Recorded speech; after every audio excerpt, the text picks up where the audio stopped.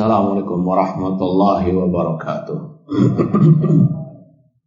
Innal hamdalillah nahmaduhu wa nasta'inuhu wa nastaghfiruh wa na'udzu billahi min syururi anfusina wa min sayyiati a'malina. Man yahdihillahu fala mudhillalah wa man yudlil fala hadiyalah. Ashhadu an la ilaha illallah wahdahu la syarikalah wa ashhadu anna Muhammadan abduhu wa rasuluh. Ya ayyuhalladzina amanu taqullaha haqqa tuqatih wa la tamutunna illa wa antum muslimun. Ya ayyuhan nasu taqu rabbakumul ladzi khalaqakum min nafsin wahidah wa khalaqa minha zawjaha wa batha minhuma rijalan katsiran wa nisaa'a taqullaha alladzi tasaaluna bihi wa qulu qawlan sadida yuslih lakum a'malakum wa yaghfir lakum dhunubakum wa may yuti'illaha wa rasulahu faqad faza fawzan 'azima. Amma ba'd, fa inna asdaqal hadits kitabullah wa khairal hadi hadi Muhammadin sallallahu alaihi wasallam wa syarrul umuri muhdatsatuha wa kullu muhdatsatin bid'ah wa kullu bid'atin dhalalah wa kullu dhalalatin finnar. Ma'asal muslimin, ikhwani fillah wa akhwati, bapak-bapak, ibu-ibu, saudara-saudariku rahimani wa rahimakumullah. Alhamdulillah, segala puji bagi Allah Subhanahu wa taala yang mempertemukan kita kembali dalam majelis yang mulia ini di dalam salah satu taman surga Allah yang ada di dunia ini. Semoga Allah Subhanahu wa taala mengumpulkan kita di taman surganya di akhirat kelak. Ma'asal muslimin, ikhwani fillah wa akhwati rahmani wa rahimakumullah. Pada kesempatan yang berbahagia ini, sebagaimana yang telah diumumkan dan yang diminta untuk kita menyampaikan tema yang sangat berharga, yang sangat penting terutama di akhir zaman ini, yaitu berpemahaman khawarij tanpa sadar. Yang pertama yang ingin kita sampaikan, tema ini yang pertama tentunya untuk kita introspeksi diri, untuk kita betul-betul mawas diri, mewaspadai pemahaman-pemahaman yang menyimpang dari Al-Quran dan Sunnah, dari akidah as-salaf.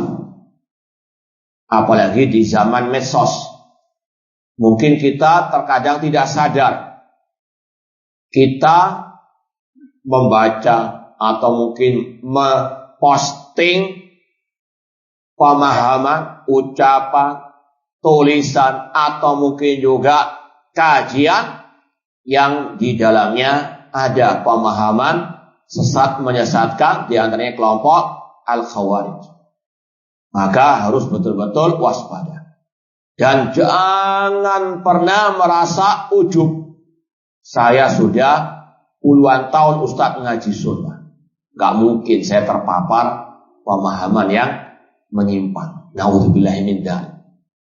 Rasul mengatakan, sesungguhnya hati manusia ada di antara dua jemari Allah. Dia yang membolak-balikkan sesuai dengan yang dia kehendaki.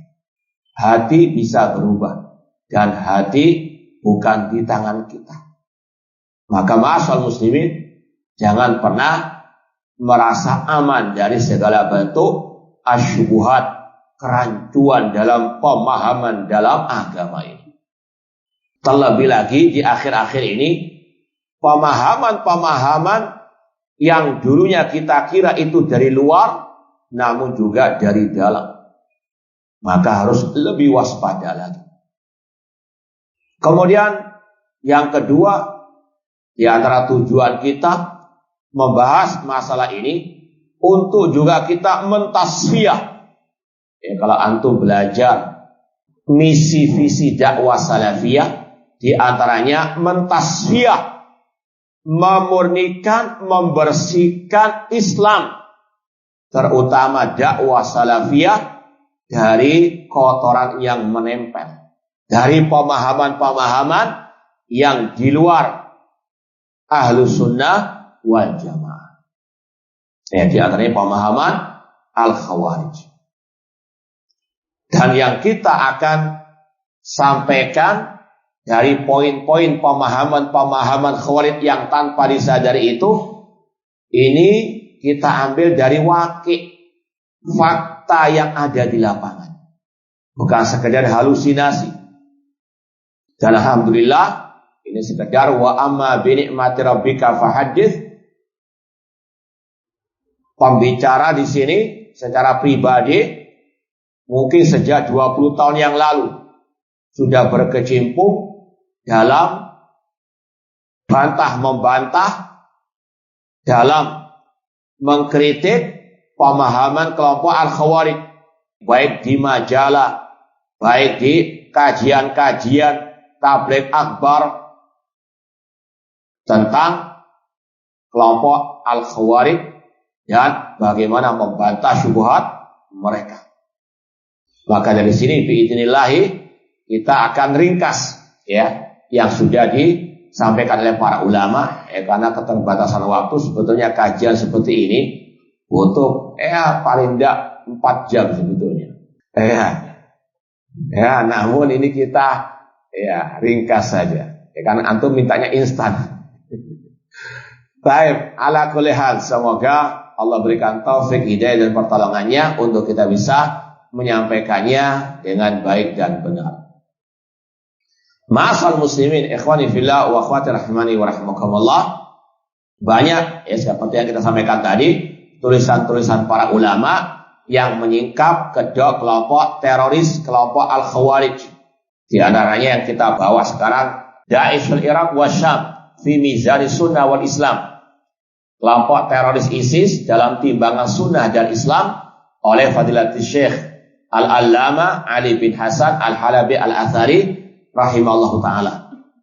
Demikian pula ada kitab Kasbul Ashtar Amma fi Ta'dimil Qaidah min Afkar wal Akhtar oleh Syekh Al-Batush, murid dari Syekh Ali bin Hasan, dan kitab itu juga direkomendasi oleh Syekh Ali bin Hasan rahimallahu ta'ala. Dan dulu pernah kita kaji, mungkin antara 3-4 jaman itu kita ringkas kitab itu. Demikian pula ada kitab yang sangat luar biasa yang ditulis oleh Fadilatul Syekh Abdul Malik Ramadhani hafidhallahu ta'ala, yang berjudul Thariqatu al-Hiwarid Darij Baina Sunnati wal Khawarij, menyingkap lebih dari 70 syubhat kelompok Al-Khawarij. Di situ bentuknya dialog. Seorang Khawarij berkata demikian, kemudian dibantah oleh Syekh demikian, sampai lebih dari 70 syubhat, entah masalah jihad, masalah berhukum dengan hukum selain hukum Allah, masalah at-takfir dan seterusnya.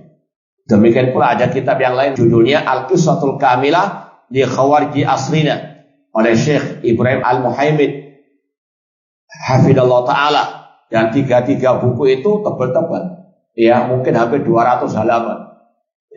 Nggak mungkin kita bawa atau kita kaji di tempat ini. Namun sekali lagi, apa yang akan kita sampaikan insya Allah itu sekedar ringkasan dari apa yang disampaikan oleh para ulama-ulama tersebut. Ma'asal muslimin, ikhwani fillah wa akhwati rahimani wa rahimakumullah. Yang pertama yang ingin kita sampaikan tentang Al-Khawarij dan tentang hadis-hadis yang berkaitan dengan Al-Khawarij. Kata Syekhul Islam Ibnu Taimiyah rahimahullah ta'ala, laqad istafadat al-ahadits an Rasulullah sallallahu alaihi wasallam fil khawarij fi dhammihim wal amr bi qitalihim. Telah banyak hadis-hadis dari Rasulullah sallallahu alaihi wasallam yang sahih tentang Khawarij, tentang celaan terhadap mereka, bahkan tentang perintah untuk memerangi mereka. Ada dalam Sahih Bukhari, dalam Sahih Muslim dan yang lainnya. Kita mau bacakan sebagiannya. Yang pertama dalam Sahih Bukhari dari sahabat Ali bin Abi Thalib radhiyallahu ta'ala anhu. Beliau pernah berkata, Rasulullah SAW bersabda, saya khruju qaumun fi akhir zaman ahdasul asnan, sufahaul ahlak. Yaqra'una min qawli khairil bariyah, yaqra'una al-Quran. Kata Rasulullah SAW, akan muncul di akhir zaman sekelompok orang yang masih muda belia dan bodoh akalnya. Mereka rajin membaca Al-Quran. La yujawizu imanuhum hanajirahum. Namun iman mereka tidak sampai kepada kerongkongan mereka. Yamrukuna minad-din kama yamruku sahmu minar ramiyah. Mereka keluar dari agama sebagaimana keluarnya anak panah dari sasarannya. Fa idza laqitumuhum faqtuluhum. Jika kalian, yaitu pemerintah kaum muslimin, berjumpa dengan mereka, bunuhlah mereka. Fa inna fi qatlihim ajran liman qatalahum yaumal qiyamah. Karena dalam pembunuhan mereka terdapat pahala yang besar. Hadis riwayat Bukhari. Ini celaan tahdziran Rasul dari kelompok yang sangat sesat dan menyesatkan dan yang sangat berbahaya bagi kaum muslimin. Sejak awal munculnya mereka, yaitu di zaman Al-Khalifatul Rasyid Ali bin Abi Thalib, sampai beliau pun terbunuh di tangan mereka. Hingga detik ini mereka masih eksis. Kemudian juga Rasul SAW pernah bersabda, ini ketika Rasul membagikan harta rampasan perang, kemudian ada satu orang yang memprotes, yang dijuluki dengan Dzul Khuwaisirah At-Tamimi. Orang itu mengatakan, "I'dil ya Muhammad." Berlaku adillah wahai Muhammad. Nabi Muhammad SAW tidak ridha dengan ucapan tersebut. Beliau pun mengatakan, "Wailak wa man ya'dil illam a'dil." Celaka engkau, siapa yang bisa berbuat adil kalau aku tidak berbuat adil. Kemudian Al-Khalifah Rasyid Umar bin Khattab radhiyallahu anhu mengatakan, "Ya Rasulullah, adrib unuqah." Ya Rasulullah, biarkan aku membunuh orang ini, memenggal lehernya. Kata Rasul, "Dahu, tinggalkan wahai Umar. Fa inna min dhi'di hadza qauman yahqiru ahadukum salata ma salati wa siyama ma siyami." Kata Rasulullah SAW, sesungguhnya akan keluar dari orang ini sekelompok orang yang salah seorang di antara kalian wahai para sahabat akan merasa sedikit salatnya, puasanya, ibadahnya dibandingkan orang-orang tersebut. Mereka ahli ibadah. Ya. Bahkan dalam kisah dialog antara Abdullah bin Abbas dengan kelompok Khawarij pada waktu itu, beliau mengatakan, tidak pernah aku melihat sekelompok orang yang asyadda ijtihadan fil ibadah minal Khawarij. Tidak ada sekelompok manusia yang lebih banyak rajin ibadah dibandingkan mereka. Bahkan lutut-lutut mereka itu, karena apa? Rajin mereka sujud kepada Allah Subhanahu wa Ta'ala. Namun mereka tidak di atas sunnah Rasul sallallahu alaihi wasallam. Bahkan Rasul mengatakan, hum syarrul khalqi wal khaliqah. Mereka sejelek-jelek makhluk. Tuba liman qatalahum au qatalu. Beruntung yang bisa membunuh mereka. Tentunya dari penguasa, pemimpin kaum muslimin. Wa qatalu, dan beruntung yang dibunuh oleh mereka. Ini sekali lagi celaan Rasul terhadap kelompok Al-Khawarij. Kemudian kata Rasul SAW, la yazaluna yakhrujun hatta yakhruja akhirul dajjal. Mereka ini senantiasa eksis, tetap bergentayangan sampai yang terakhir dari golongan mereka akan keluar bersama Dajjal. Dalam riwayat, kullama dhahar kuti, setiap mereka muncul akan diputus. Seperti yang kita saksikan di negeri kita ini. Ada kejadian bom ya teroris ya. Kelompok Khawarij atau anak cucunya Khawarij ya. Kemudian apa? Hilang. Nanti berapa tahun lagi muncul lagi. Demikian. Ini sebagaimana sabda Rasul, kullama dhahar putih, setiap mereka muncul diputus. Ya. Dulu rame teroris Al-Qaeda. Ini juga anak buahnya atau anak cucunya Khawarij. Sama. Ya, seperti dua sisi mata uang yang bisa dipisahkan antara jaringan teroris Al-Qaeda, demikian pula setelah agak lengser muncul kelompok teroris ISIS dan seterusnya. Demikian sampai kata Rasul, sampai nanti muncul bersama Ad-Dajjal. Makanya kita katakan tadi, jangan pernah merasa ya dari pemikiran mereka. Kalau mungkin yang sudah ya sepuh mungkin ya saya rasa tidak mungkin ikut ngebom misalnya ya secara umum. Namun pemikiran ini yang paling berbahaya. Bahkan sering kita sampaikan juga di forum-forum seperti ini. Pernah suatu saat kita ngaji kitab akidah. Waktu itu kalau tidak salah kitab Irsyadus Syari fi Syarh Sunnah al-Barbahari. Penjelasan kitab Syarh Sunnah al-Imam Barbahari. Kita waktu itu sempat membahas masalah kelompok Khawarij. Tiba-tiba ada secari kertas, padahal waktu itu kita nggak menerima soal jawab. Tiba-tiba muncul secari kertas yang isinya protes. Kenapa Ustadz itu kok suka mencela kelompok ISIS? Padahal mereka kan juga berjuang untuk Islam. Ya, saya kira orang luar ini. Ya sudah, saya biarkan aja. Saya pulang, masuk rumah, keluarga curhat. Ada yang SMS dia, waktu itu masih SMS, belum WA. SMS, dan kata-katanya sama dengan di kertas itu. Artinya apa? Orang luar apa orang dalam? Hah? Kok bisa tahu sampai apa nomor HP keluarga kita? Ternyata ketika dicek, ternyata masih tetangga. Yang dia juga pernah mondok-mondok di pondok-pondok sunnah. Dan anaknya perempuan masih SMP lah. Bisa bayangkan? Anak SMP, cewek, bisa menteror. Ini belum teror bom masih. Teror apa? Gak cukup dengan tulisan yang diserahkan kepada anak sampai nyerang siapa? Keluarga. Padahal masih apa? ABG. Ini yang kata Rasul tadi, Sufaul Ahlam, Hudasaul Asna. Maka sekali lagi harus ada kewaspadaan untuk kita, untuk keluarga kita juga. Hati-hati. Pemikiran kalau sudah merasuk, ya susah untuk keluar illa marahimahullah. Maka sekali lagi mereka masih tetap eksis. Jangan dikira antum sekarang nggak pernah mendengar bom di negeri kita. Namun ingat ya, pemikiran mereka masih bergentayangan di mana-mana. Kullama dhahar putih, ketika muncul diputus, muncul lagi diputus, terus demikian. Nasallahu taala as-salamata wal afiyah. Kemudian ikhwani fillah wa akhwati rahmani wa rahmakumullah.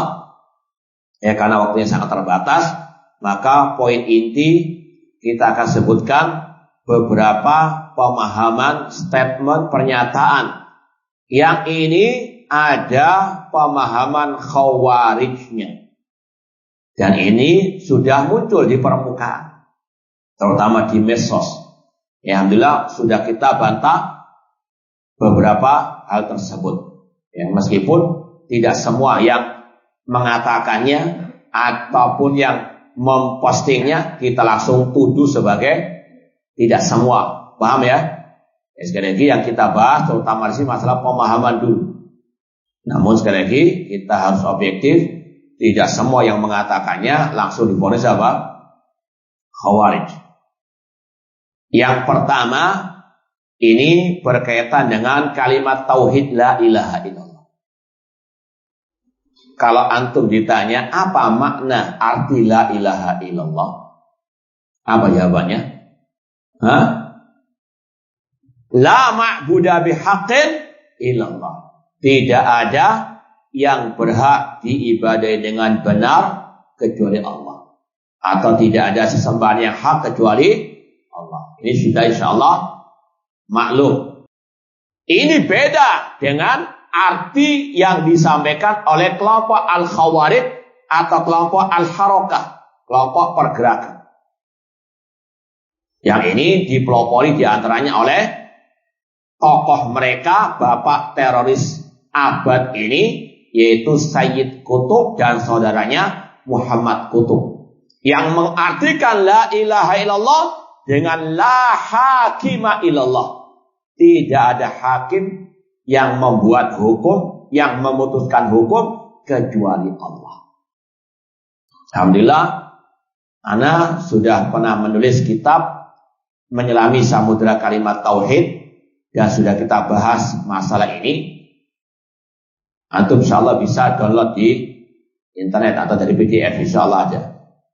Ini adalah salah satu pemahaman yang menjadikan mereka ini mengkafirkan orang-orang yang mereka tuduh tidak berhukum dengan hukum Allah. Makanya Sayyid Qutb banyak statement-statementnya yang mengkafirkan negeri-negeri kaum muslimin dan juga masyarakat kaum muslimin. Ini kita mau bacakan sebagian yang dinukil oleh Syekh Ali bin Hasan Al-Halabi Al-Athari rahimahullah ta'ala. Bahkan beliau di sini mengatakan Sayyid Qutb ra'su fikri takfir al-mu'asir. Sayyid Qutb adalah tadi bapak pemikiran takfir kontemporer. Kata Sayyid Qutb, irtaddatil basyariyah ila ibadatil ibad wa ila jawril adyan wa naqasat an la ilaha illallah. Manusia telah murtad. Manusia telah kembali kepada penyembahan kepada hamba-hamba Allah, kepada makhluk. Dan manusia telah kembali kepada agama yang menyimpang dan mereka telah berpaling dari la ilaha illallah. Wa indalla fariqun minha yuraddid alal ma'adin la ilaha illallah. Meskipun sebagian mereka mengumandangkan azan la ilaha illallah. Ini dalam kitabnya Dilalul Quran tentang tafsir halaman 2009. Dan masih banyak nukilan-nukilan yang lain. Ini salah satu sebabnya tadi. Mengartikan la ilaha illallah dengan la hakima illallah. Maka harus diwaspadai. Dan yang pernah kita sedikit teliti, ada sebuah buku yang menyebar. Ini kita mau buktikan dengan contohnya. Yang ada di lapangan, bukan sekedar halusinasi. Kalau Sayyid Qutb, sudahlah, dia orang luar ya. Namun yang kita lebih bahas lagi yang dari dalam juga ikut-ikut apa? Menyebarkan pemahaman tersebut tanpa sadar. Mungkin dengan kejahilannya. Di antaranya ada sebuah buku yang banyak juga diajarkan di pondok-pondok yang juga nisbat kepada Ahlus Sunnah Dakwah Salafiyah, yang di situ ada pemahaman tafsir la ilaha illallah tanpa disadari itu pemahaman Khawarij atau kelompok Harakah. Mungkin ada yang sebagian mengenal buku ini. Ada yang bisa baca buku ini, apa nama judulnya? Silsilah Ta'lim Al-Lughah Al-Arabiyah, khususnya yang Al-Mustawarabih tingkatan 4 tentang tema tauhid. Ini kan paket banyak ya. Ada sorof nahwu, ada fikihnya, ada adab, ada tarikh. Ini yang tingkat keempat Mustawarabih. Ini untuk pembelajaran bahasa Arab, ada pelajaran tauhid. Ini kita tahu karena memang dulu kita pernah mengajarkan. Tapi kita mengajarkannya dengan memberikan catatan. Hati-hati, ini pemahaman, dan bahkan kita sering mengusulkan harus ini ditasfiyah. Tadi dijelaskan kepada para santri akan penyimpangan dalam buku yang memang di situ ada syubhat-syubhatnya. Dan anak mendengar dari sebagian masyayikh di atas Syekh Abdul Ghayis hafizahullah taala, buku ini sudah istilahnya ditarik dari peredaran oleh yang pabriknya di Riyadh sana, katanya wallahu taala. Di bab pertama tentang makna la ilaha illallah. Ada kata-kata fa kalimatu la ilaha illallah ta'ni Di antaranya la naqbal ghaira syariatil Quran wa sunnah allati hiya syariatul Islam. Kita tidak menerima selain syariat Al-Quran dan Sunnah, selain syariat Al-Islam. Alias hukum Islam.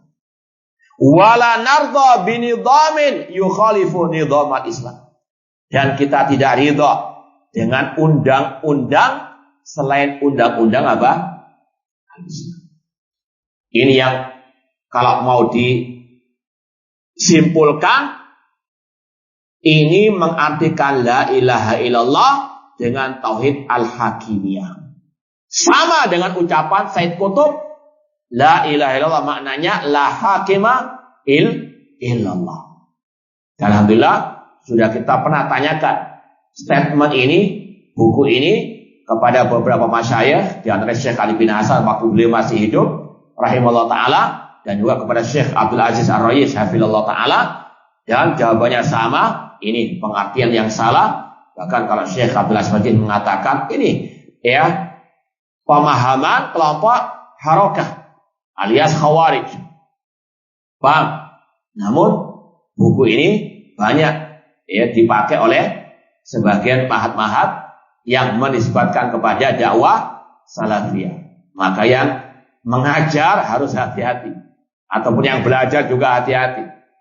Banyak syubhatnya juga, ya. Karena saya lagi, karena kita juga pengalaman pernah mengajarkan paket buku ini, ya. Namun tadi, ya, sampai ya mungkin kalau antum melihat di sini, Anda kasih apa? Tanda ini sejak kita mengajar sudah kita apa?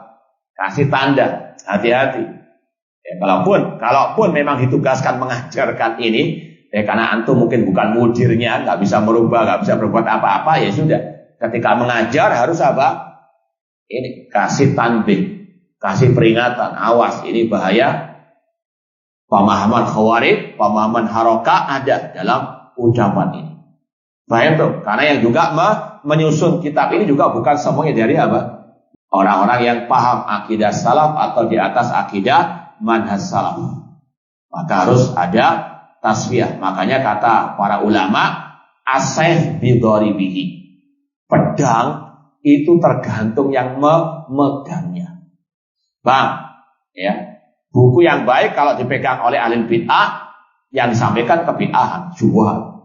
Bang, kalau yang memegang orang yang paham akidah manhaj salaf, insyaallah kalaupun di situ ada kesalahan, maka insyaallah akan bisa diluruskan. Namun butuh memang ya ketelitian. Paham tuh? Jadi ini yang kita ingin sampaikan, hati-hati. Ini pemahaman yang berbahaya. Kalau sampai diteruskan bisa menular sampai ya generasi-generasi berikutnya. Ini yang pertama, contoh pemahaman khawarij yang judulnya tadi berpemahaman khawarij tanpa disadari. Itu yang berkaitan dengan makna la ilaha illallah.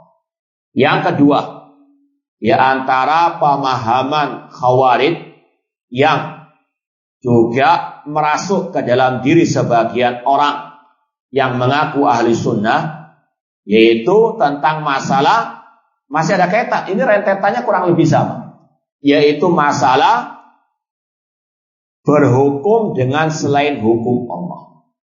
Ini anak perlu tes, apakah ada orangnya di sini? Apa hukumnya orang yang tidak berhukum dengan hukum Allah? Apakah kafir, murtad, atau apa? Nah, apa jawabannya? Nah, biar gak ngantuk. Nah, anak ulangi lagi. Apa hukumnya orang yang tidak berhukum dengan hukum Allah? Takut ya.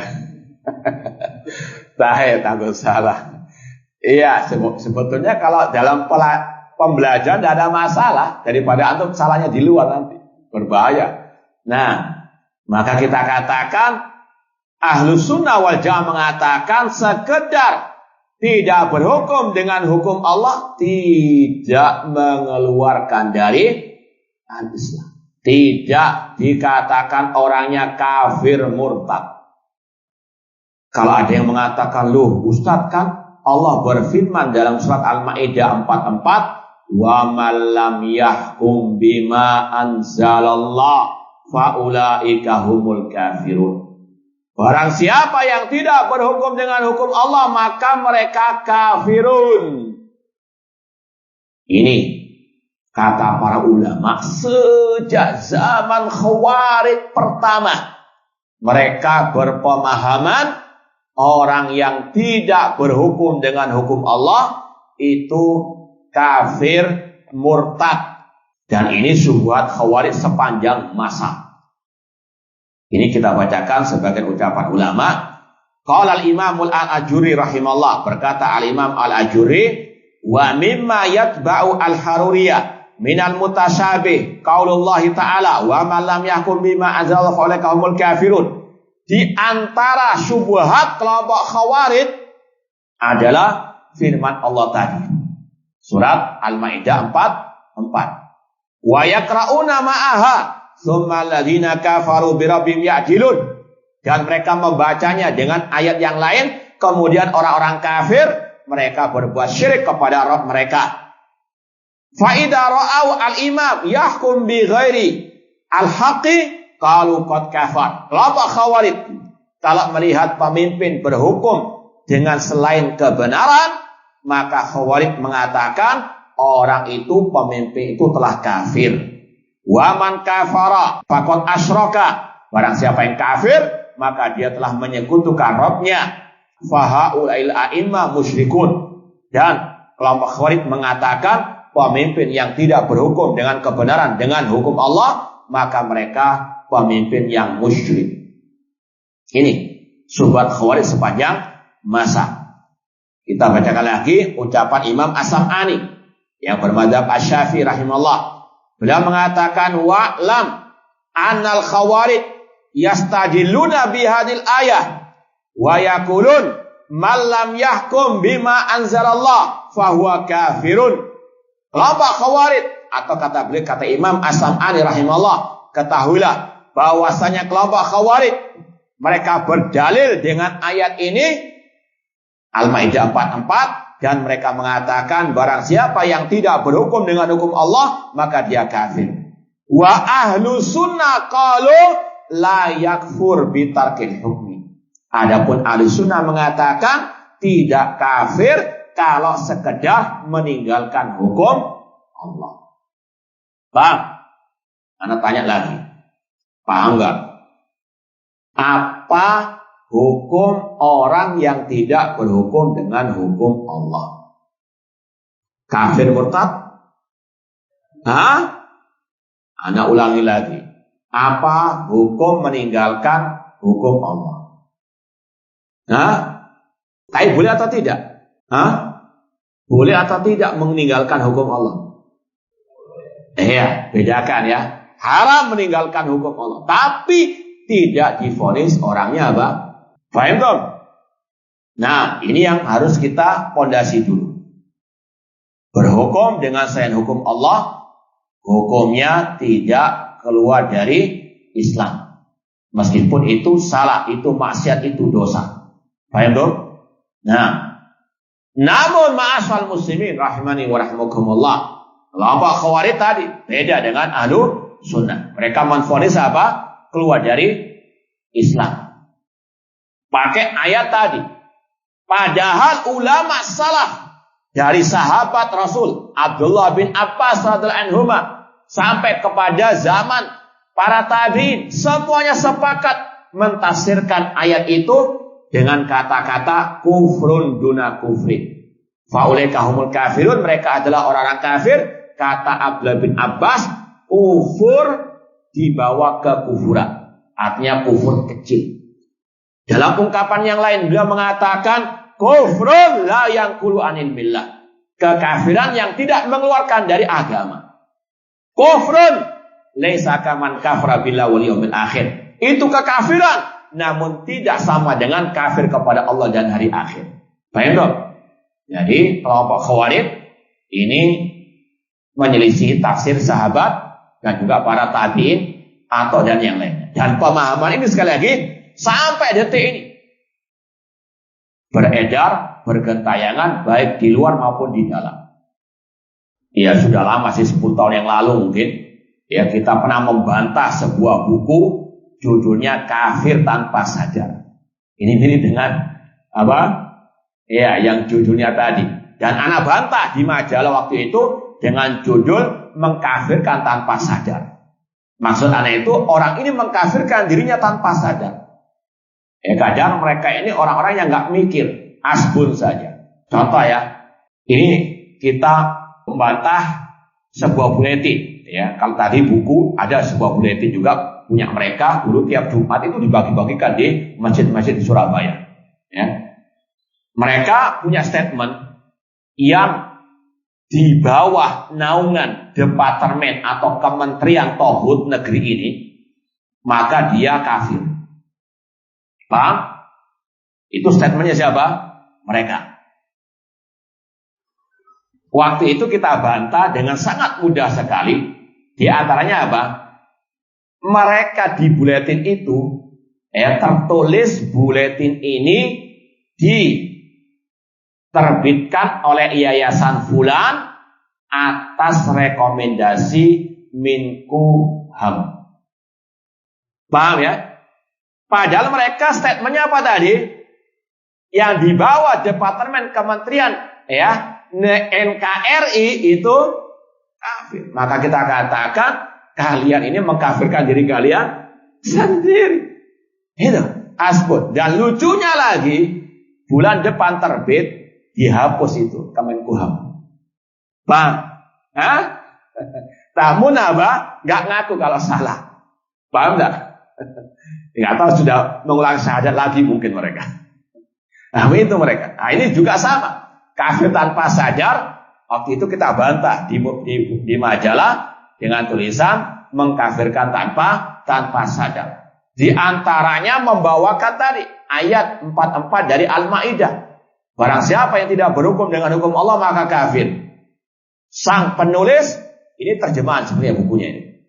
Sang penulis mengatakan kalau presiden negara tidak berhukum dengan hukum Allah, maka presidennya, menterinya, tentaranya, semuanya kafir. Bukunya masih ada di rumah, Kafir Tanpa Sadar. Itu karena apa? Gagal paham tentang Al-Maidah 44. Paham tuh? Ini kita contohkan yang orang luar. Namun qadarahullah, beberapa tahun yang lalu ada muncul statement di medsos yang mengatakan syirik, ini kurang lebih redaksinya, syirik rububiyah yang paling besar di zaman ini yaitu berhukum dengan selain hukum Allah atau mengganti hukum Allah. Ikhwani fillah wa akhwati rahimani wa rahimakumullah.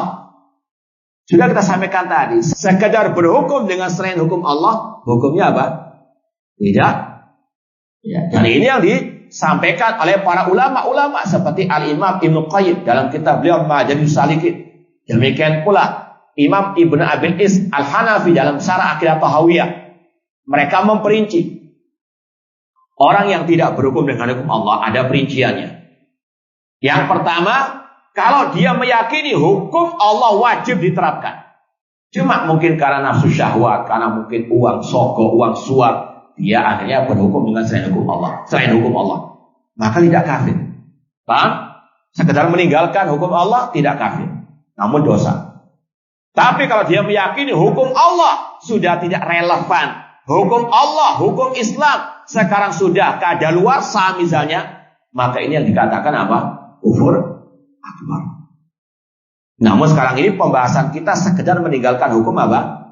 Hukum Allah. Tidak kafir. Bedanya Khawarij dengan siapa? Ahlussunnah seperti yang tadi dikatakan oleh Imam As-Sam'ani tadi. Namun statement tadi yang muncul dari orang-orang kita, termasuk istilahnya syirik rububiyah yang paling besar di zaman ini, mengganti hukum Allah. Kayaknya dia memahami mengganti hukum Allah itu beda dengan berhukum dengan selain hukum Allah. Paham? Ya, padahal para ulama sudah menjelaskan. Sekedar mengganti hukum Allah itu sama seperti dengan tidak berhukum dengan hukum Allah.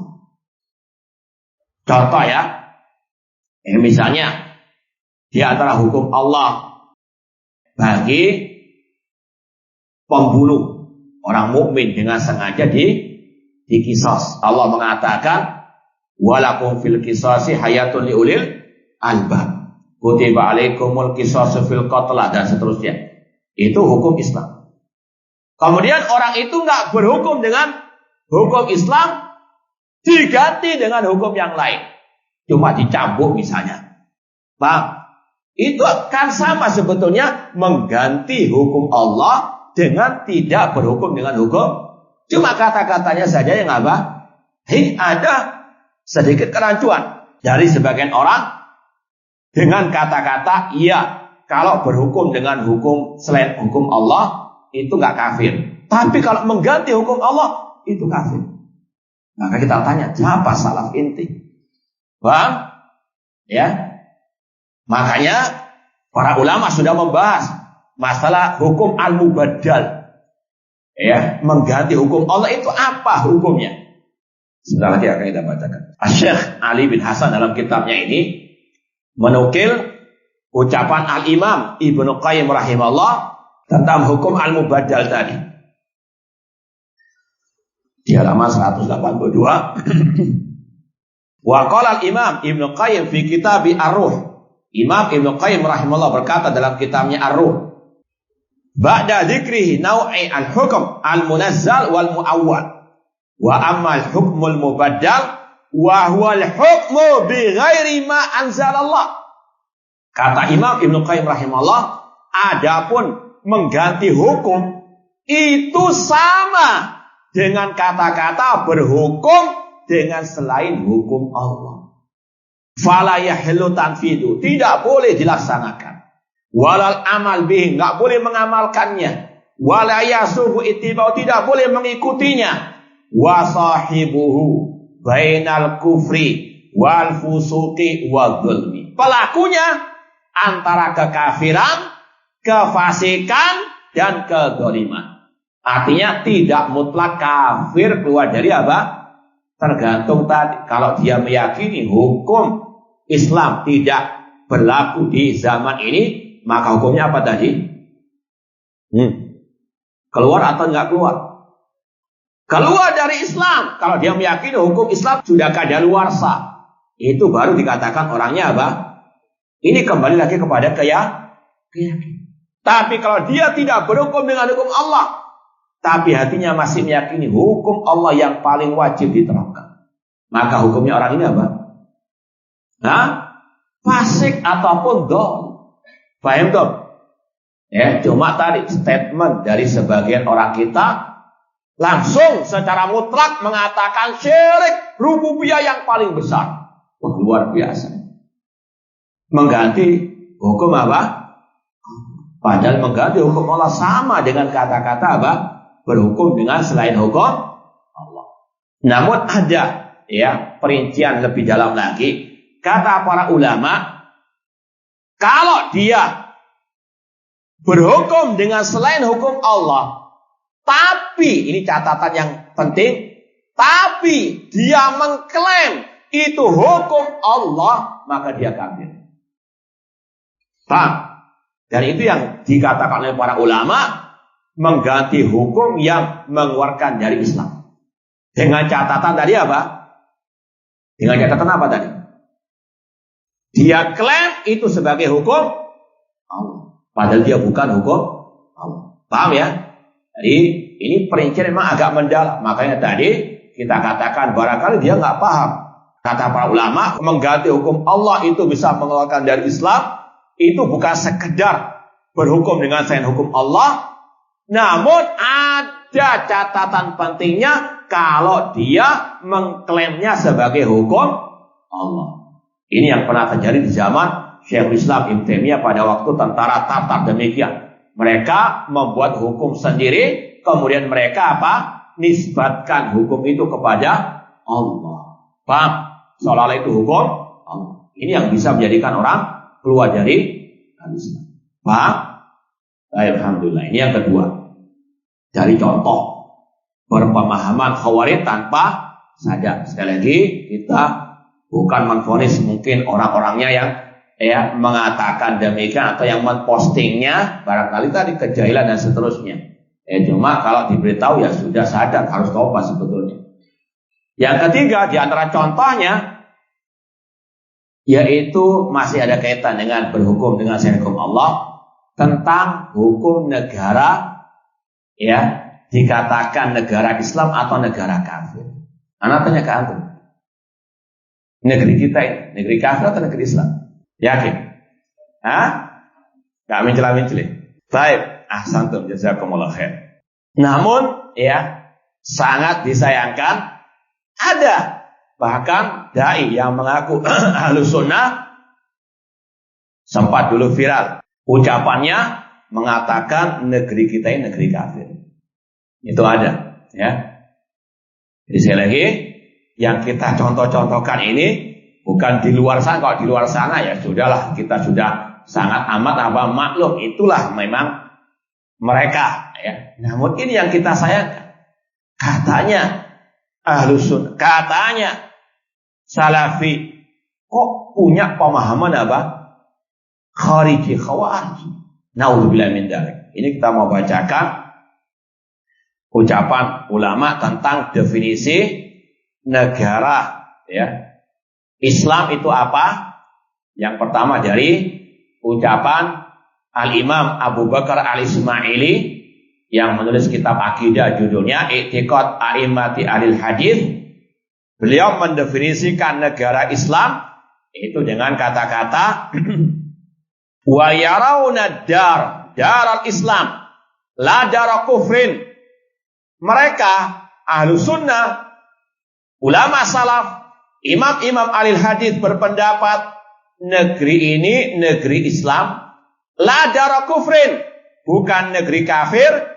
Kama ra'atul Mu'tazilah, seperti yang dikatakan oleh kelompok Al-Mu'tazilah, madaman nida'u bis salati wal iqama biha dhahiraini, selama azan untuk salat dan iqamat untuk salat itu nampak jelas.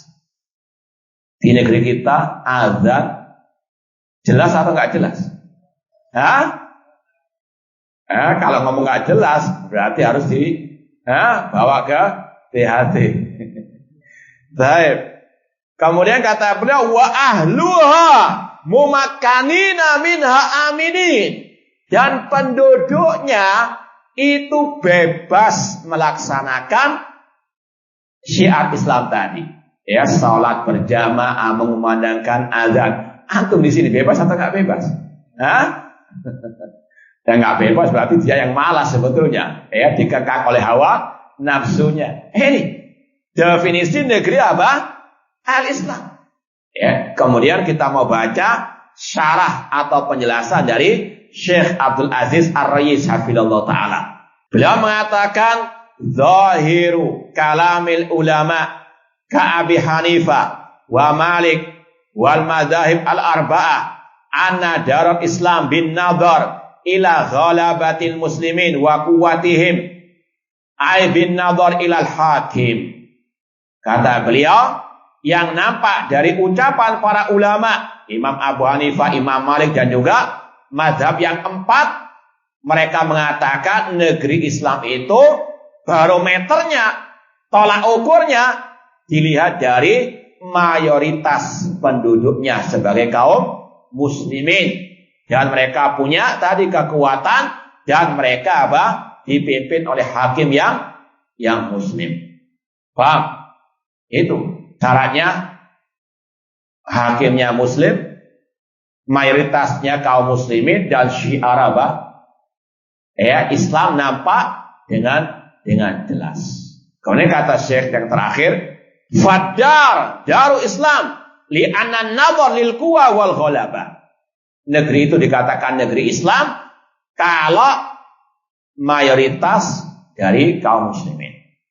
Amma an yurja al-amr li tahkimi syariah fahada min kalamil khawarij wa man ta'athara bihim. Adapun kalau mengukur negeri itu dikatakan negeri Islam dengan ukuran hukum syariatnya, undang-undangnya, maka ini kata beliau bagian dari ucapan min kalamil khawarij. Paham? Kalau dia mengatakan negeri-negeri kafir karena nggak berhukum dengan hukum Islam, maka ini adalah apa? Ucapan kelompok al-khawarij. Wa man ta'atsara bihim, dan yang terpengaruh dengan mereka. Paham tuh? Jadi sekali lagi, negeri kita negeri Islam. Maka yang mengatakan negeri-negeri kafir itu tadi, ini adalah kalau nggak khawarij ya terpengaruh dengan pemikiran, pemahaman khawarij tanpa sadar. Naudzubillah min dzalik. Dan itu sekali lagi wakil Leslie Mendafi sudah ada yang menfonis negeri ini dari orang-orang yang mengaku Ahlus Sunnah sebagai negeri kafir. Naudzubillah min dzalik. Kemudian yang keempat, contoh berpemahaman khawarij tanpa sadar, yaitu yang sebetulnya sudah kita bahas pada kajian pertama di masjid ini insyaallah taala, yang berkaitan dengan pemimpin kaum muslimin, yaitu hukum mencela pemimpin kaum muslimin yang zalim misalnya. Apa hukumnya? Wajib atau harus? Tuh, ketawa, anak tanya serius sih. Apa hukumnya mencela pemimpin muslim yang zalim? Hukumnya wajib atau mustahab? Sudah ada ganti. Haram. Ini yang sudah kita kaji, cuma tidak apa-apa. Wa dzakir fa inna dzikra tanfa'ul mu'min. Berilah peringatan karena peringatan bermanfaat bagi orang-orang yang beriman. Asy-Syaikh Muhammad bin Shalih Al-Utsaimin rahimahullah ketika mensyarah hadis Dzul Khuwaisir At-Tamimi tadi, ya. Dzul Khuwaisir At-Tamimi masih ingat enggak kasusnya tadi? Apa itu? Iya, mencela siapa? Rasul SAW sebagai pemimpin kaum muslimin pada waktu itu.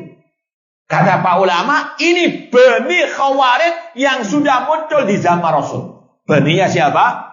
Khawarij. Apakah Dzul Khuwaisir At-Tamimi tadi memberontak kepada Rasul dengan pedang?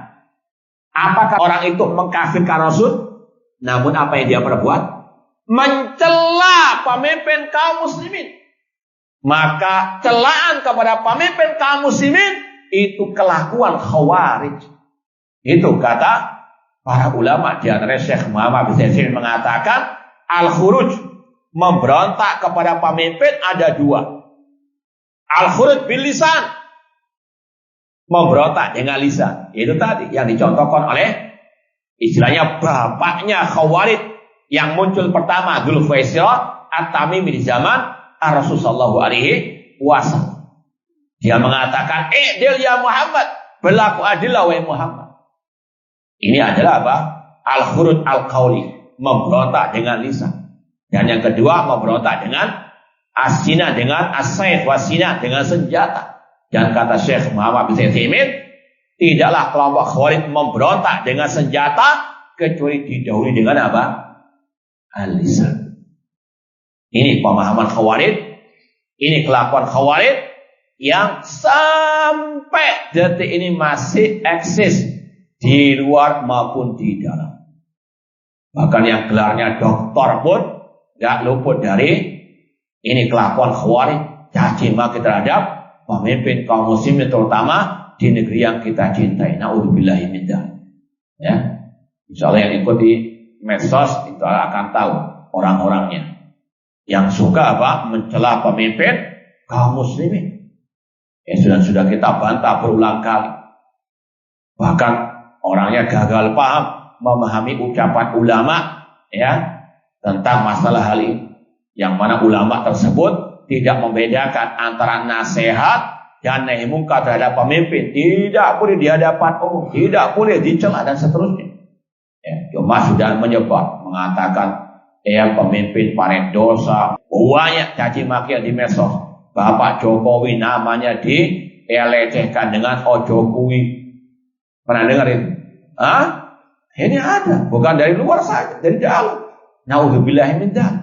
Padahal sudah kita sampaikan ucapan para sahabat, di antaranya ucapan Anas bin Malik radhiyallahu anhu mengatakan, Dahulu para sahabat atau senior sahabat Rasul melarang kami seraya mengatakan la tasubbu umara'akum. Jangan kalian mencela, mencaci maki pemimpin kalian. Abu Darda radhiyallahu anhu pernah berkata, awwalu nifaqil mar'i ta'nuhu ala wali amrihi. Kemunafikan pertama pada diri seorang hamba kalau dia sudah mencaci maki pemimpin. Mau jadi orang munafik? Na'udzubillah minta. Dan inilah yang juga disebarkan, diajarkan oleh Abdullah bin Sabah al-Yahudi. Kenal? Siapa dia? Dia provokator tragedi pembunuhan terhadap Al-Khalifah Rasyid Utsman bin Affan. Dia pelopor pendiri kelompok Syiah Rafidah dan kelompok Al-Khawarij. Kalau Anda belajar sekta-sekta Khawarij, ada namanya sekta As-Sabaiyah. Nisbat kepada siapa? Abdullah bin Sabah al-Yahudi.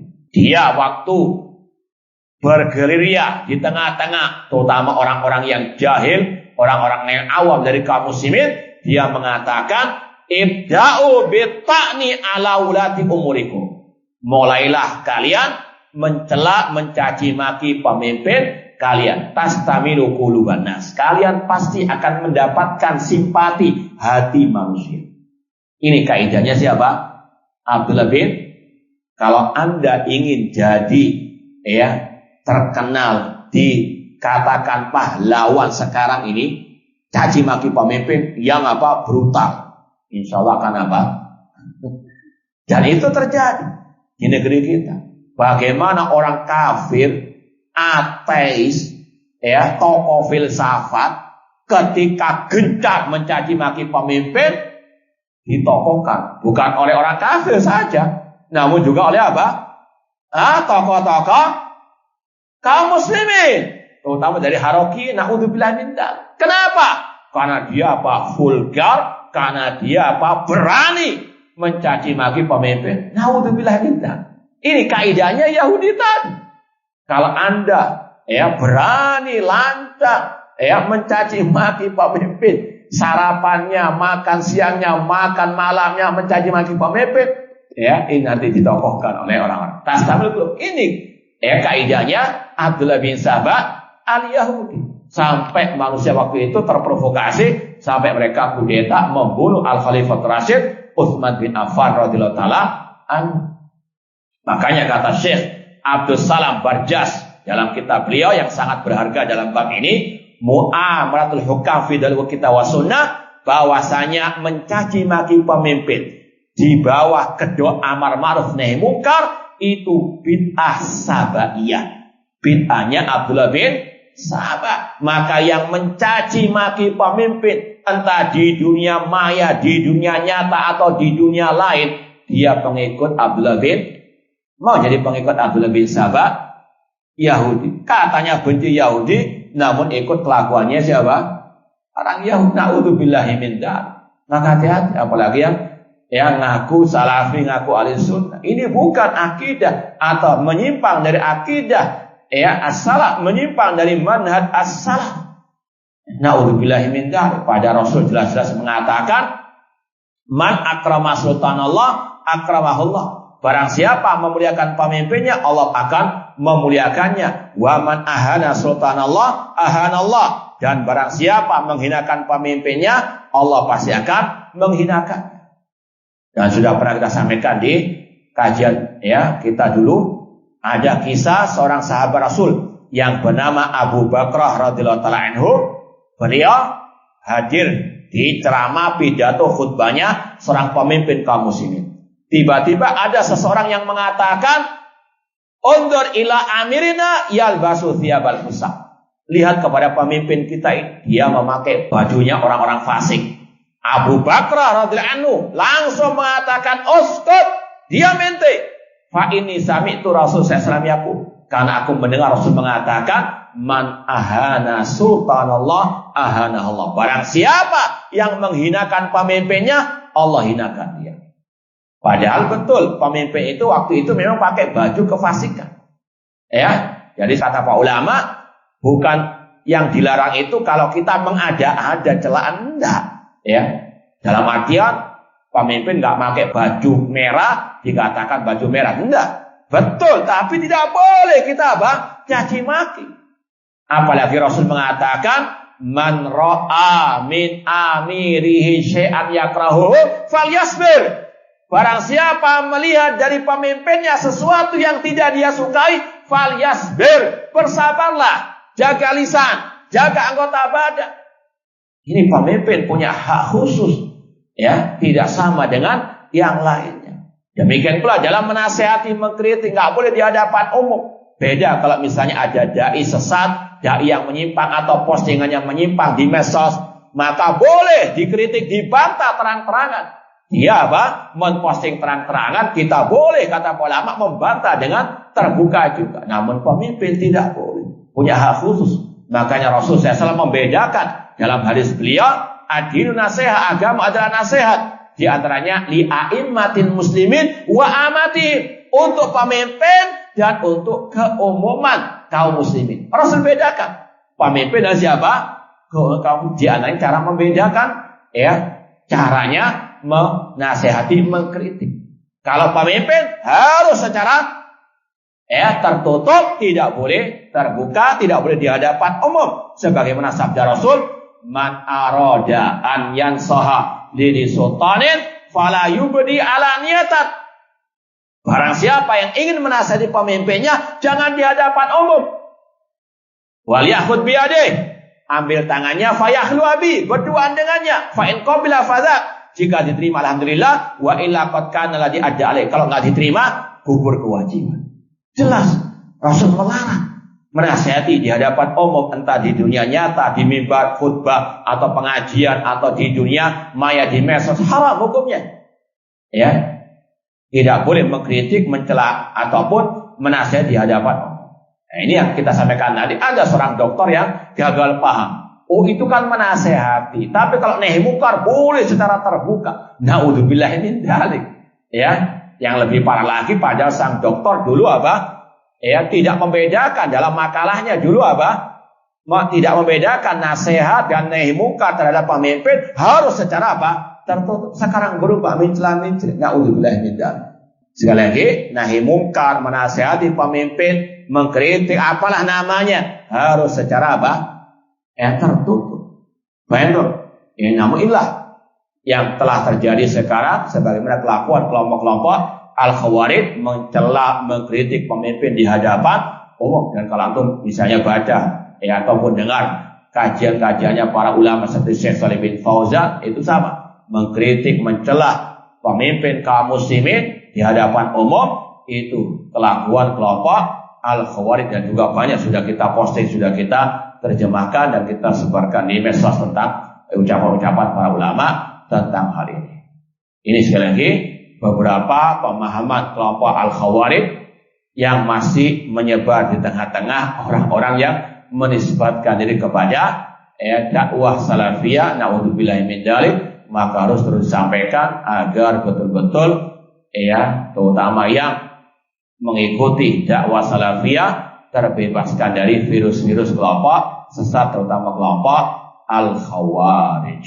Dan juga hati-hati dengan orang-orang yang asbun, sekedar kita membantah kesesatan, dikatakan kita ikut Khawarij. Naudzubillah min dzalik. Nah, itu ada orang-orang yang memutarbalikan fakta. Ketika kita misalnya mengkritik, membantah sang ustadz yang jelas-jelas mencela pemimpin, padahal itu adalah kelakuan Khawarij. Mencela pemimpin kelakuan siapa? Khawarij. Namun diputarbalikkan, karena kita membantah ustadznya atau tokoh idolahnya, justru kita yang dituduh Khawarij, suka membantah. Nah, ini sama dengan yang kasus kemarin, dai Ahlus Sunnah yang menyebarkan akidah salaf tauhid mulai dari awal sampai mau meninggal dunia, dakwah tauhid, kok disamakan dengan Abu Jahal?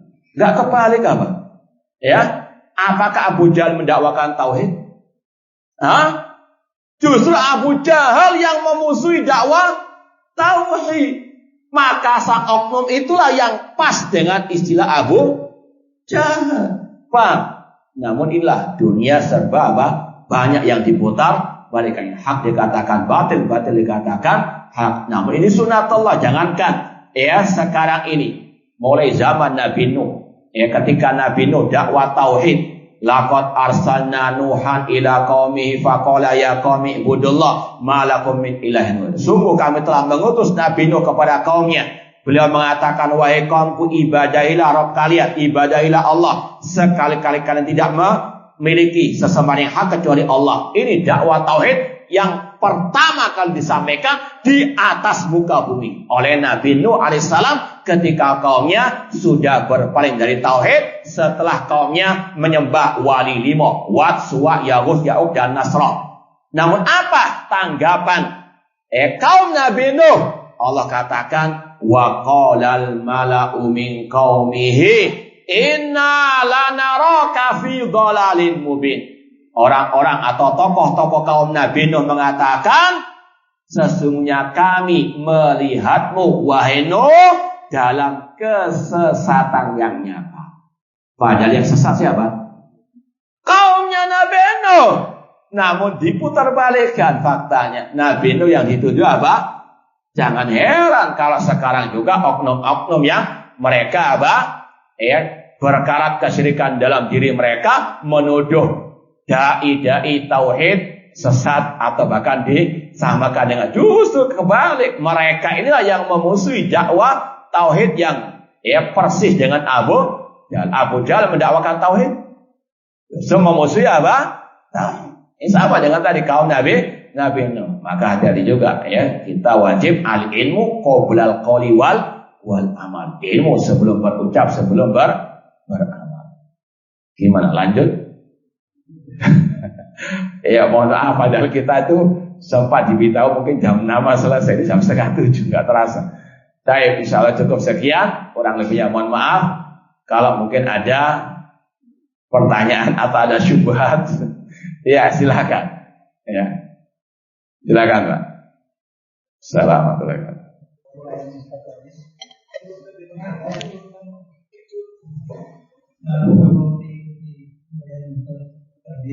Itu bisa disimpulkan bahwa demokrasi yang sekarang ini itu tempat tumbuh suburnya pemikiran Khawarij. Nah, sekarang kita jawab sebetulnya Khawarij tidak mesti di mana-mana dia muncul. Di Arab Saudi nggak pakai demokrasi pun mereka bergentayangan. Bahkan tokoh teroris yang paling terkenal di dunia dari Indonesia apa dari Saudi Arabia? Dari mana? Osama bin Laden. Dari mana? Dari Jakarta. Nggak mesti. Jadi pemikiran ini di mana saja bisa bisa tuh. Bahkan tadi di lingkungan yang notabene menisbatkan kepada Ahlu Sunnah muncul anak kecil yang juga pemikirannya membela teroris ISIS. Paham ya? Tidak mesti. Sekali lagi, di Arab Saudi yang jelas-jelas berhukum dengan hukum Islam, satu-satunya negara tauhid yang ada sekarang ini, namun banyak gembong-gembong teror di sana. Paham ya? Makanya jangan langsung kalau mendengar ada syekh dari Arab Saudi langsung wah. Bahkan dulu ada salah satu pembina majalah yang menisbatkan kepada dakwah salafiyah. Itu pembinanya dari Arab Saudi, katanya dari Mekah. Itu pernah mengeluarkan statement Raja Fahad di Arab Saudi itu kafir. Paham ya? Orang kita kan kalau ada syekh dari Madinah atau Mekah, adanya semuanya? Enggak semuanya. Harus kita tanya kepada ahlinya. Harus kita cross check lagi. Paham ya? Jadi sekali lagi harus waspada juga. Wallahu taala alam. Tafadhol.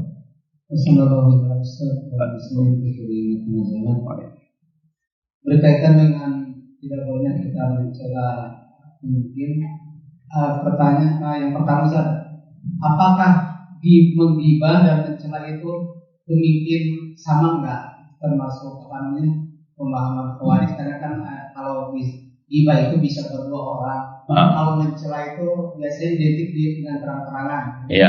Itu gimana? Yang kedua, di mengkiaskan seseorang mencela pemimpin pemerintah itu adalah pemahaman Khawarij. Sekarang gimana kalau seseorang bekerja mencela pimpinannya, atau jamaah misalnya mencela pengurus masjid? Apakah itu juga ada apa namanya tadi pemahaman termasuk ini Khawarij atau itu? Iya. Kita keluar besar. Wah iya kok. Ya, karena pertanyaannya banyak sampai lupa yang pertama. Menghibah pemimpin, ya. Yang pertama Allah berfirman wala yaghtab ba'dukum ba'dha. Jangan sebagian kalian menghibah sebagian yang lain. Insyaallah kata Syekh Muhammad bin Utsaimin, menghibah orang muslim secara umum hukumnya haram, ya, dosa besar. Apalagi pemimpin kaum muslimin, lebih dosa lagi. Paham? Dan biasanya nggak terang-terangan langsung mencela pemimpin, namun dari apa? Bisik-bisikan dulu. Paham? Jadi sekali lagi, ini yang berbahaya juga. Sama saja sebetulnya.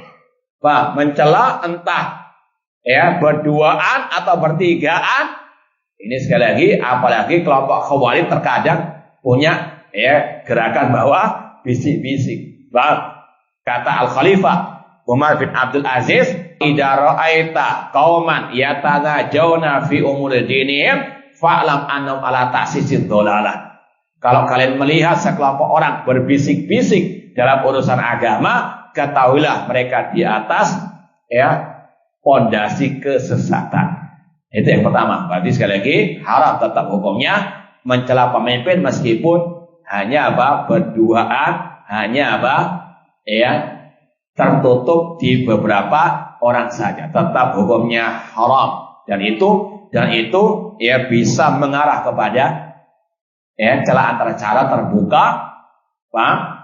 Nah, ya bisa jadi, bisa ya. Itu namanya kalau istilah orang Jawa alat-alat asal kelakon itu nantinya. Ya, pelan-pelan, saat kadar setan demikian. Maka stop dari awal. Paham ya? Ya, sebagaimana kata para ulama atau kata orang Arab, namanya api atau bara api itu munculnya dari apa? Percikan api. Paham? Awalnya bisik-bisik, lama-lama apa? Terang-terangan. Hati-hati. Tetap hukumnya apa? Al-haram. Yang kedua apa? Iya, mengkiaskan.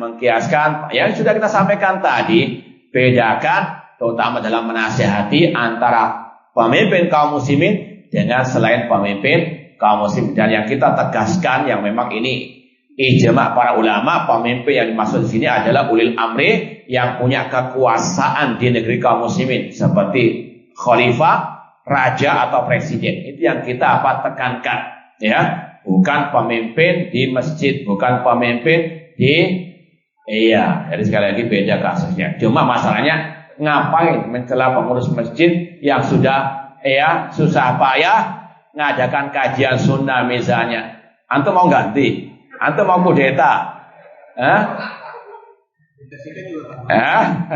Kata siapa? Kadang rebutan kok. Ya, banyak kasus apa? Masjid sudah makmur dengan kajian sunnah, sudah bagus, ya. Ada aja orang yang hasad dan dengki, akhirnya apa? Sampai somasi-somasian. Nah, yang rebutan kekuasaan bukan di politik saja, ya, bukan di partai saja, bahkan takmir masjid, bahkan yang ngaku pengikut sunnah. Kalau masalah kekuasaan, kadang juga masalah duit, ini ya nggak ada sunnah-sunnah, yang penting puas dengan kekuasaan. Naudzubillah min dzalik. Paham Pak ya? Semoga tidak terjadi di sini. Bagaimana pandangan? Yang mana ini? Oh, soalnya banyak ini. Ya silakan Pak. Assalamualaikum warahmatullahi wabarakatuh. Salam. Bagaimana pandangan aliran Khawarij dan Murji'ah tentang pelaku dosa-dosa besar? Baik, Ahlussunnah wal Jamaah mengatakan pelaku dosa besar tidak kafir, ya, dia mukmin dengan keimanannya, fasik dengan kefasikannya. Seperti tadi, berhukum dengan selain hukum Allah. Allah katakan dalam beberapa ayatnya, faulaika humud dzalimun, faulaika humul fasikun. Allah berfirman, wa in ta'ifatani minal mu'minina qatatalu fa aslihu bainahuma. Apabila ada dua kelompok dari orang yang beriman saling berperang, maka damaikanlah di antara mereka. Namanya berperang itu saling bunuh membunuh atau saling kitik mengkitik, Pak? Saling bersendagura. Membunuh itu adalah apa? Dosa besar. Namun Allah katakan minal mu'minin. Ini akidah Ahlussunnah mengatakan pelaku dosa besar minal mu'minin. Paham? Nah, dan seterusnya banyak dalil-dalil tentang hal ini. Adapun kelompok Khawarij mengatakan pelaku dosa besar itu kafir. Ya, makanya mereka menghalalkan darah orang-orang yang mereka tuduh berbuat dosa. Dan ini sebetulnya kita mau sampaikan, cuma waktunya terbatas tadi. Ada juga akidah Khawarij ini eksis di tengah-tengah atau dilontarkan oleh sebagian yang menisbatkan diri kepada Ahlussunnah. Bahkan yang gelarnya sudah syekh, yang berkaitan dengan dosa riba. Ya, ada, itu terutama Syekh Abdul Asrayis pernah membantah salah satu orang syekh ya, yang dinisbatkan, yang dikenal sebagai Syekh Ahlussunnah, tapi dia punya statement, orang yang terus menerus jatuh dalam dosa riba maka dia kafir. Padahal ini sekali lagi akidahnya Khawarij. Paham ya? Ahlussunnah tidak. Gak ada dari Ahlussunnah, ulama-ulama salaf atau ulama Ahlussunnah selain si syekh ini yang mengatakan apa? Orang yang jatuh ke dalam dosa riba meskipun berulang kali dikatakan kafir, tidak ada dalam kamus Ahlussunnah atau akidah Ahlussunnah. Ini pemahaman Khawarij. Paham? Jadi sekali lagi pelaku dosa besar itu tidak keluar dari Islam, namun dia fasik dengan kefasikannya, mukmin dengan keimanannya, atau mukmin naqisul iman, orang mukmin yang kurang imannya. Adapun Murji'ah, mereka mengatakan orang yang fasik, yang jatuh ke dalam berbagai macam dosa besar, imannya sempurna seperti Abu Bakar wa Umar. Dua-duanya sesat, Khawarij dan apa? Murji'ah. Paham insyaallah ya? Lanjut atau cukup? Kenapa? Namanya pemimpin itu kan rumah tangga juga pemimpin ya, Pak. Nah, bagaimana kalau orang tuanya pemilu? Apakah itu dipikirin anaknya? Kalau iya, coba ini kita khawatir salah paham. Kita tidak mengkafirkan, kita tidak mencela pemimpin. Bukan berarti kita meridhai kemungkaran kezalimannya. Paham ya? Bedakan antara tidak mengikuti dengan tidak mencela. Misalnya pemimpin dia berbuat zalim, tetap hati harus mengingkari, tapi lisan dijaga. Paham ya? Demikian pula yang lain. Ya, ada seorang bapak, ayah, kepala rumah tangga berbuat zalim. Ya, sang anak harap untuk mengikuti, meskipun bapaknya. Bahkan seandainya bapaknya memerintahkan untuk dia, anak itu mengikuti kezaliman, kemungkaran, kemaksiatannya, haram bagi anak itu mengikuti. La ta'ata li makhluqin fi ma'siyati al-khaliq. Tidak ada ketaatan dalam memaksiati apa? Al-khaliq. Cuma bagaimana sikap sang anak? Apakah bapak yang caci maki di jalan-jalan? Begitu, Pak? Kan enggak. Ya? Apakah di demo bapaknya? Ngundang tetangga demo bapaknya? Ada. Jadi sekali lagi, jangan gagal paham, jangan salah paham. Ketika kita mengatakan tidak boleh mencela pemimpin yang zalim, bukan berarti kita meridhai kezalimannya. Paham? Bukan berarti kita mengikuti kezalimannya. Mengingkari, namun dengan cara yang diajarkan oleh Rasulullah SAW. Makanya di zaman Imam Ahmad rahimahullah, Ketika muncul akidah kufur, Al-Quran makhluk, dan dijadikan undang-undang negara pada waktu itu oleh khalifah, dan yang tidak mengikuti undang-undang itu bisa masuk penjara, di antaranya para ulama Imam Ahmad rahimahullah ta'ala. Beliau sampai 3 kekhalifahan dimasukkan di penjara karena tidak mau mengikuti undang-undang negara khalifah pada waktu itu yang mengatakan Al-Quran makhluk, padahal Al-Quran kalamullah. Ya, sampai beliau pernah dicambuk sampai pingsan. Beliau pernah didatangi oleh sekelompok orang yang mau memberontak kepada pemimpin. Apa kata Imam Ahmad? Alaikum bil ingkar fi qulubikum. Ingkari dalam hati kalian. Wala tasyuku asal muslimin. Jangan memecah belah barisan kaum muslim. Wala tasyiku dimakum ma'dimaihim. Jangan kalian menumpahkan darah kalian bersama darah kaum muslim bersama. Paham ya? Dan dalam hadis, ya Rasul mengatakan, innahu yusta'mal alaikum umara ta'rifuna wa tunkirun. Akan muncul di tengah kalian nanti pemimpin yang kalian mengenalnya dan kalian akan mengingkarinya. Faman arafa faqad bari wa man angkara aibi qalbihi faqad salim. Barang siapa yang mengetahui kemungkarannya, dia terbebas dari dosa. Dan barang siapa mengingkari, kata ulama, dengan hatinya, mengingkari kezaliman pemimpin dengan hatinya, maka dia selamat dari dosa. Walakin man radhiya wa taba, yang dosa itu yang ridho dan ikut kemungkaran pemimpin. Jadi Rasul bedakan. Ya, kalau kita mengingkari kezaliman itu, kita selamat dari dosa. Yang dosa itu yang ikut. Paham ya? Allah Ta'ala. Gimana? Ada lagi? Masih belum jam 7. Iya, silakan. Nanti kalau sebelum jam 7, sebelum jam 8 juga. Silakan. Assalamualaikum warahmatullahi wabarakatuh. Kan para orang pribadi sering ketemu dengan suka bicara.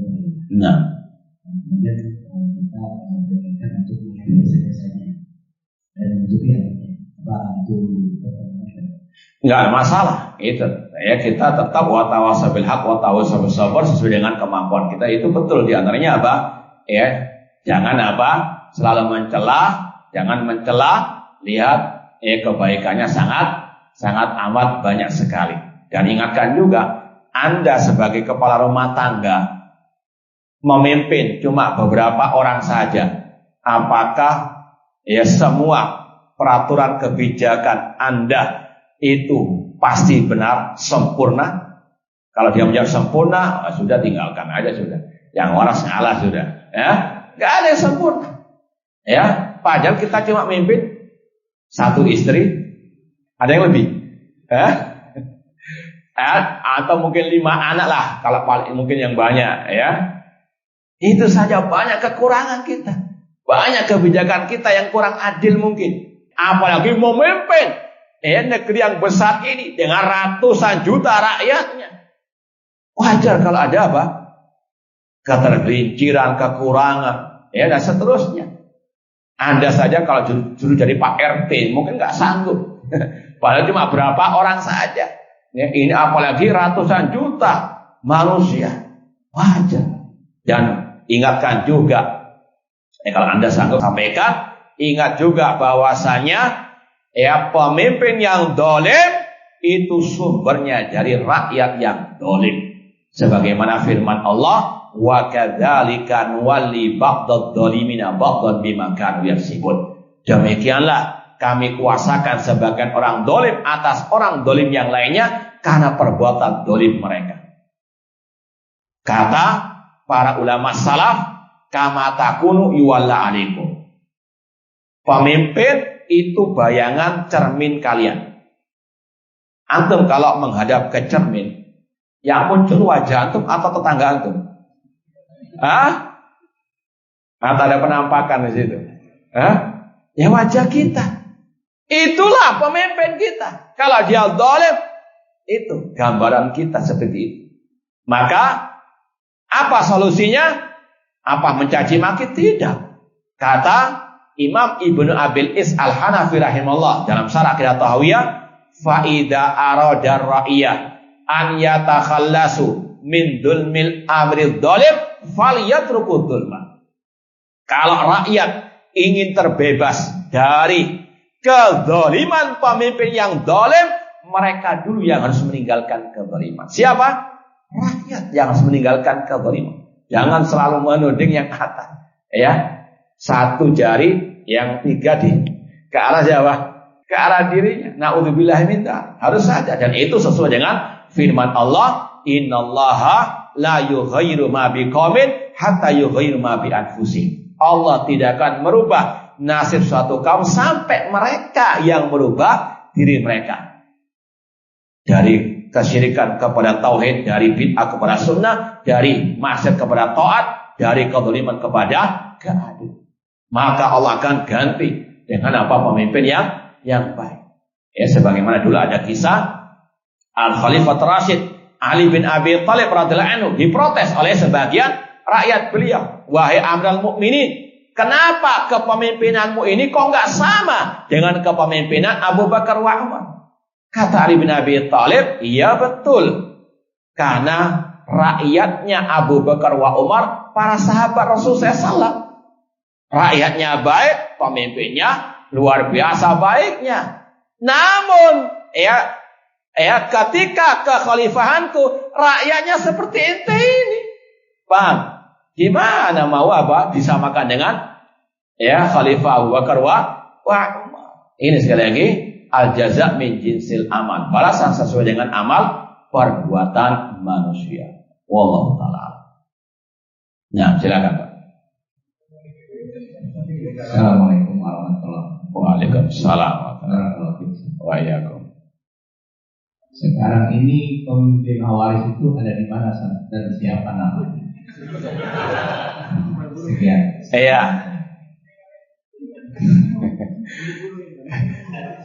Kalau dikatakan, kalau mungkin lebih bahasa lebih tepatnya tokoh-tokoh Khawarij, namanya Khawarij nggak akan satu kepemimpinan, Contohnya yang paling besar kekuatan mereka, pengaruh mereka di dunia internasional, yaitu dua ini.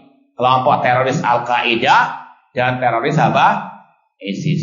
Kalau dulu khalifahnya Abu Bakar al-Baghdadi, ini khalifah jadi-jadinya mereka, yang ISIS. Yang Al-Qaeda dulu Usama bin Laden. Kemudian setelah mati diganti dengan Ayman al-Zawahiri. Itu pemimpin-pemimpin teroris di abad ini yang punya banyak, yang kecil-kecil masih banyak. Di negeri kita juga ada yang di penjara, masih ada juga yang mungkin keluar negeri dan sebagainya. Intinya tokoh-tokoh mereka ini sebetulnya sangat jelas, cuma yang paling berbahaya itu kalau tidak dikenal namanya namun menyusupkan pemikirannya. Ini yang paling harus diwaspadai. Makanya kita lebih tekankan di sini pemikirannya, pemahamannya. Insya Allah kalau nama-namanya jelas itu, seperti Ayman al-Zawahiri, Said Qutb, Muhammad Qutb, ada ulama-ulama mereka, ada umara-umara mereka istilahnya.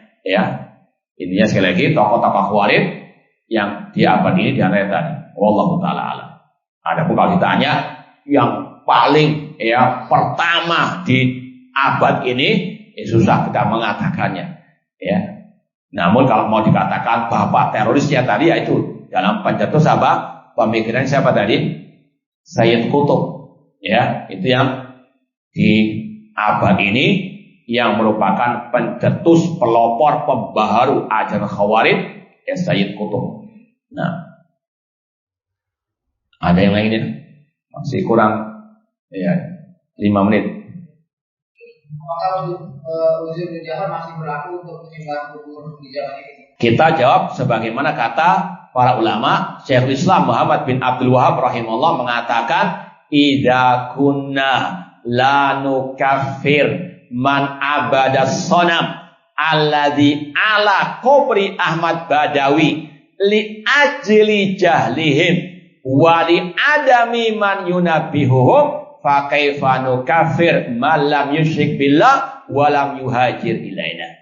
Kata Syekhul Islam Muhammad bin Abdul Wahab rahimahullah, apabila kita tidak mengkafirkan orang yang sujud kepada berhala di kuburan Ahmad Badawi karena kejahilan mereka, karena tidak ada yang memperingatkan mereka. Bagaimana kita mengkafirkan orang yang tidak berbuat syirik dan tidak berhijrah kepada kamu? Ini kata beliau, bukan anak yang ngomong. Anak cuma sekedar menukilkan. Jadi al-udzur bil jahal tetap ada bagi orang-orang yang memang jahil. Ya, jangankan di zaman ini, di zaman yang masih dekat dengan Rasul, di zaman Rasul, kisah Datu Anwar, ada kisah dari sahabat Rasul yang bernama Abi Waqid Al-Laythi radhiyallahu anhu, beliau mengatakan kharajna ma'a Rasul sallallahu wa nahnu hudatsu ahdin bi kufrin. Kami pernah ikut perang Hunain bersama Rasul. Dan kami barusan masuk Islam. Famarna bisidratin faqulna ya Rasulullah ij'al lana dzata anwatin kama lahum dzata anwat. Ya Rasulullah, buatkan untuk kami pohon keramat. Untuk kami menggantung senjata kami sebagaimana orang musyrikin punya pohon keramat juga untuk menggantung senjata mereka agar sakti mondrobuno, istilahnya begitu. Apa kata Rasul? Allahu Akbar. Innaha sunal kutub kama qalat Banu Israil Musa ij'al lana ilahan kama lahum aliyah. Allahu Akbar. Ini sebagai bentuk pengingkaran Rasul kepada permintaan ucapan mereka yang syirik tersebut. Yang ingin ngalap berkah, ingin dibuatkan pohon keramat. Kata Rasul, ucapan kalian sebagaimana ucapan Bani Israel kepada Nabi Musa, buatkan bagi kami sesembahan sebagaimana mereka punya sesembahan. Rasul nggak suruh mereka mengulangi ucapan 2 kalimat syahadat. Rasul nggak mengkafirkan langsung, karena Rasul tahu mereka masih jahil, ada uzur bagi mereka. Itu di zaman Rasul yang mereka fasih bahasa Arab, masih tergelincir seperti itu. Apalagi di zaman sekarang. Apalagi ditambah dengan banyaknya dai-dai yang menyeru ke neraka jahanam. Nah, makanya ulama mengatakan laisa kullu man waqa'a fil kufri waqa'al kufru alaih. Tidak semua orang yang jatuh ke dalam kekufuran, kesyirikan besar langsung divonis kafir, murtad. Bedakan antara menghukumi secara perbuatan, hukum secara mutlak, secara umum, dengan menghukumi secara individu si B, si C-nya. Kita katakan berdoa meminta kepada wali yang telah mati, kepada kuburan keramat, itu syirik besar, kufur besar. Orangnya bisa musyrik. Namun si B, si C-nya ada syurutut takfir yang harus terpenuhi dan harus dihilangkan penghalang-penghalang pengkafirannya. Di antara syurut takfir al-ilmu, orang itu harus ditegakkan hujjah terlebih dahulu. Sebagaimana kata Syekhul Islam Ibnu Taimiyah rahimahullah, laisa li ahadin an yukaffira ahadan minal muslimina bi dzambin. Kemudian kata beliau, man sabata islamu biyakin lam yazul anhu bisyak, bal la yazul hatta tuqam alil hujjah. Kata beliau, tidak boleh seorang muslim mengkafirkan kaum muslimin yang lainnya karena dosanya, dan barang siapa yang tetap keislamannya tidak bisa dihilangkan dengan keraguan, sampai ditegakkan hujjah dan dihilangkan syubhat-syubhat darinya. Bahkan Syekhul Islam Ibnu Taimiyah rahimahullah pernah berdebat dengan tokoh ulama kelompok Jahmiyah yang mereka mengingkari Allah di atas arsy. Hukumnya sama, kufur akbar. Imam Abu Hanifah mengatakan, man angkara uluwallah fis sama fahuwa kafir. Kata Imam Abu Hanifah, barang siapa mengingkari Allah ada di atas langit, dia kafir. Ini Syekhul Islam berdebat dengan ulama-ulama Jahmiyah. Antum tahu sendiri bagaimana kalibernya Syekhul Islam Ibnu Taimiyah. Beliau nggak mungkin debat dengan kerucuk-kerucuk ataupun dengan orang-orang awam, ini tokoh-tokoh Jahmiyah. Namun setelah debat, beliau mengatakan, lau qultu ma qultum lakafartu. Seandainya aku mengucapkan sebagaimana ucapan kalian, aku kafir. Li'anna qaulakum kufrun, karena ucapan kalian itu kufur besar. Walakinnakum indi la takfurun. Namun kalian menurutku tidak kafir, li'annakum juhal, karena kalian jahil. Padahal mereka ulama-ulamanya tokoh apa? Jahmiyah. Gak semudah itu mengkafirkan individu, meskipun jelas-jelas ucapannya, perbuatannya syirik besar, kufur besar. Wallahu ta'ala alam. Masih belum jam 8 ya.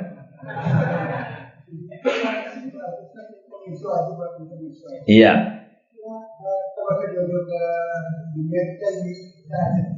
Setelah kita tidak boleh menjelekan muslim, tapi kalau melalui itu kita ada ngobrol, kalau dia suka ya alhamdulillah, kalau tidak suka ya. Iya. Sekarang kalau menurut hati Ustaz, gimana kalau dengan kita yang sekarang? Iya. Kalau pemimpin kita yang sekarang, kita doakan semoga Allah memberikan hidayah taufik, semoga Allah Subhanahu wa taala memberikan hidayah kepada beliau. Itu saja. Iya. Kata Imam Al-Barbahari, idza ra'aita rajulan yad'u lis-sultan fa'lam anna sahibu sunnah insyaallah. Kata beliau, apabila engkau melihat seseorang mendoakan pemimpinnya dengan kebaikan, maka dia pengikut sunnah insyaallah taala. Gimana? Lanjut lagi? Cukup ya? Iya, wallahu alam, kurang lebihnya mohon maaf. Wa jazakumullahu khairan. Aqulu qouli hadza wa akhiru da'wana anil hamdulillahirabbil alamin. Wassalamualaikum warahmatullahi wabarakatuh.